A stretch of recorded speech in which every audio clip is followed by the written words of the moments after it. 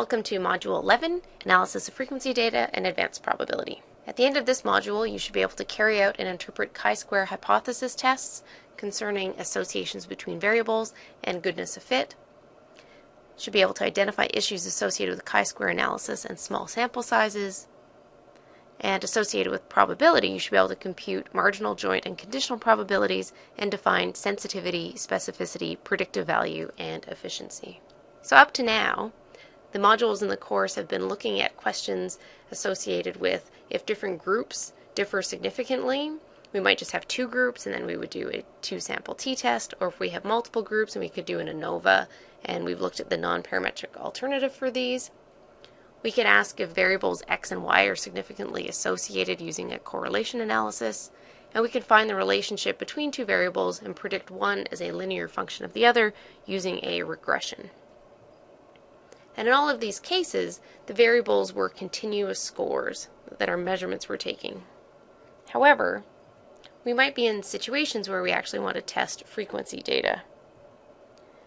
And so much of the variation that we deal with in biology or health involves scores that fall into different classes or categories. So now we have qualitative data, and we have counts of individuals falling into these different classes.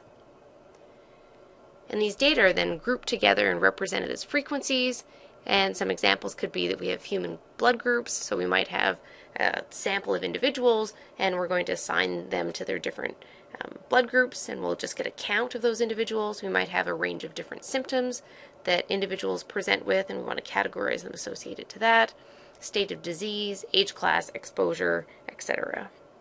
And how we would analyze this data is using a chi-square test. So a chi-square test is a popular method to examine the relationship of data and frequency distributions, and the same principles are going to follow for this as for the other inferential statistical methods, so calculating a test statistic, comparing it to a critical value that's based on a theoretical distribution.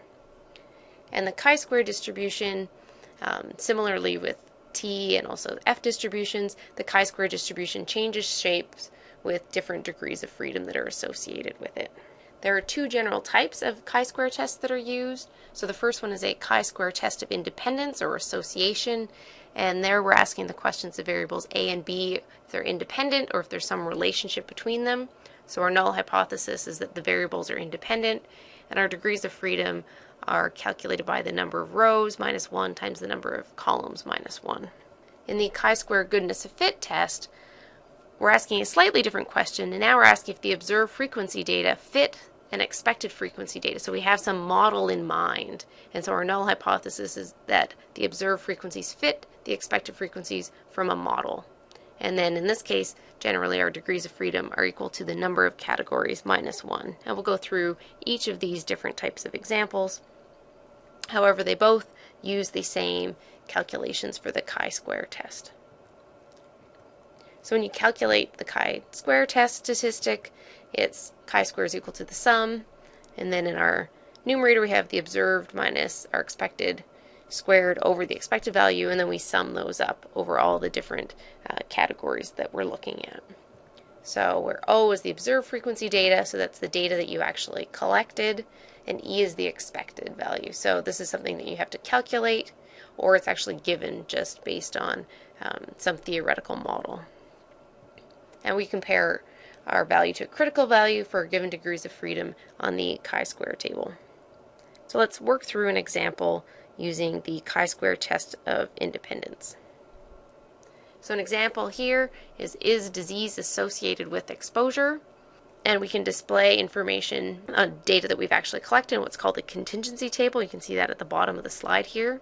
So we have on the side, we have exposure, so were individuals either exposed, the other were, so they'd be assigned a yes, or no, then they're assigned a no. And then on the columns at the top, we see that individuals actually presenting with disease, so they either have the disease or they don't. And we want to know, again, this is a chi-square test of independence, so is exposure related to individuals actually having a disease?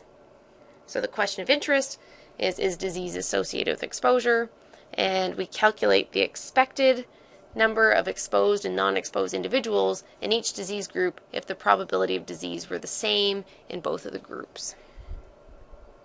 So if there's no association between exposure and disease, then the expected counts would equal our observed counts or be very close, and the value of the chi-square statistic would actually be very small.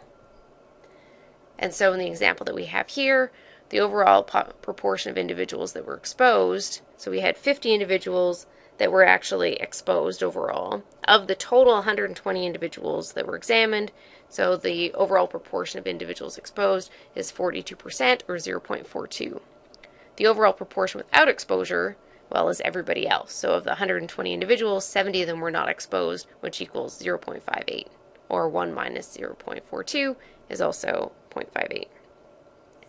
So we're going to look at this again and calculate our expected values. And I'll walk you through how we do that.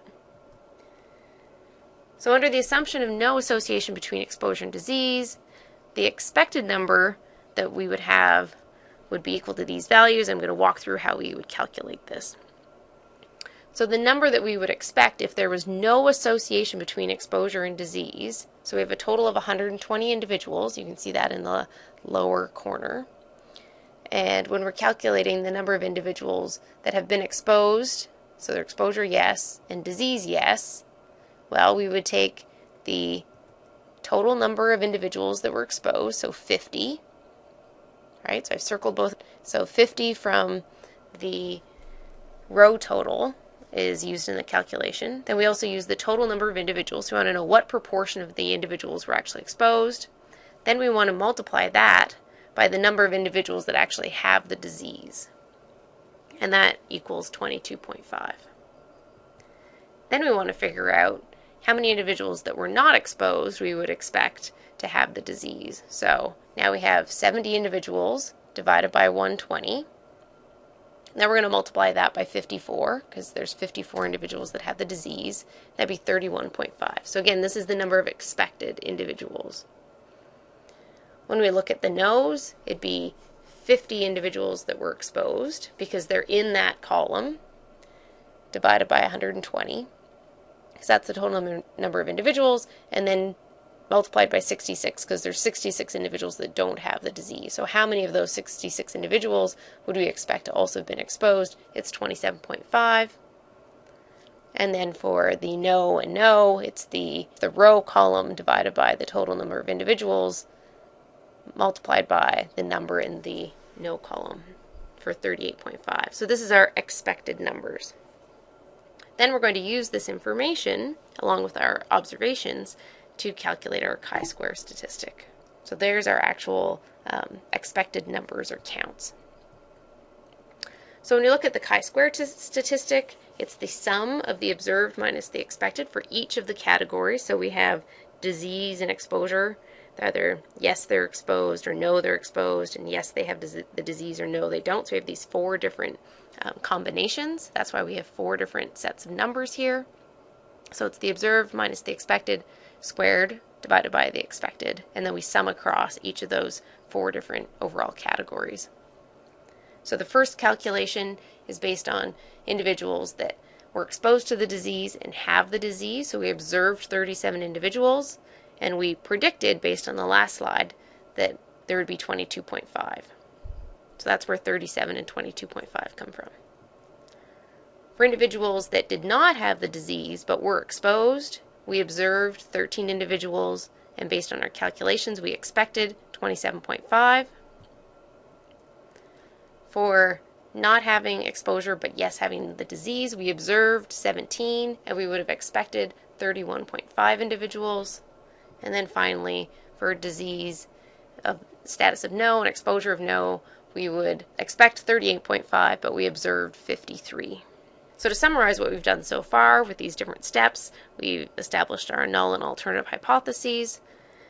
Our null hypothesis essentially is that there's no association between disease and exposure.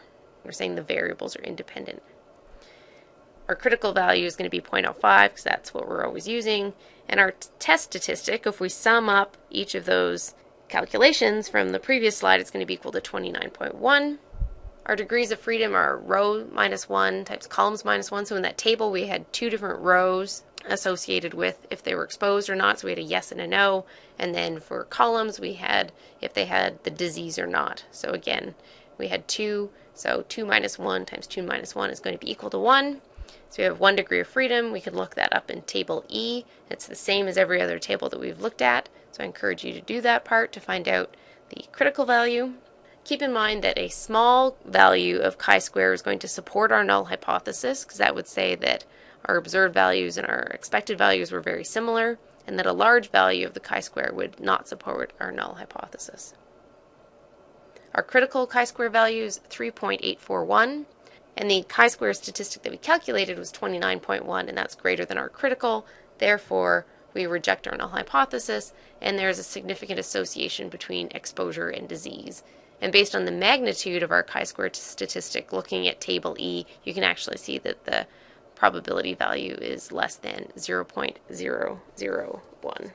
So we've concluded that there is a significant association between exposure and disease, and when we look back at the original table for the data, we see that there are 50 individuals in total that were exposed, and you can see that 37 of them presented with the disease, and 13 of them did not. So if individuals tend to be exposed, they're more likely to have the disease. When we look at the individuals that were not exposed, we had a total of 70 individuals. 53 of those individuals did not have the disease, and 17 of them did.